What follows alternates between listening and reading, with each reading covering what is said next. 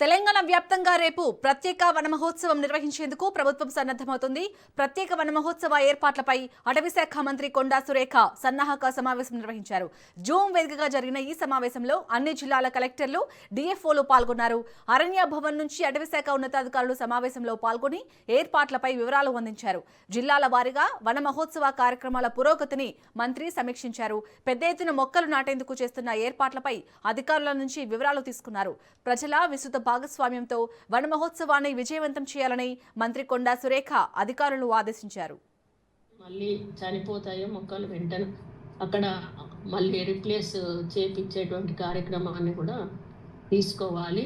మనకు ఫారెస్ట్ ఏరియాలలో కూడా ఇప్పుడు ఎక్కువ కాన్సన్ట్రేట్ చేయాల్సిన అవసరం ఉన్నది.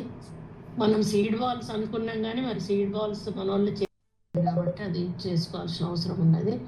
అంటే ప్రతి మొక్కను కూడా మనం బ్రతికేలాగా చూసుకోవాలి. పశువులు తినకుండా చూసుకోవడానికి ఏం జాగ్రత్తలు తీసుకుంటారు.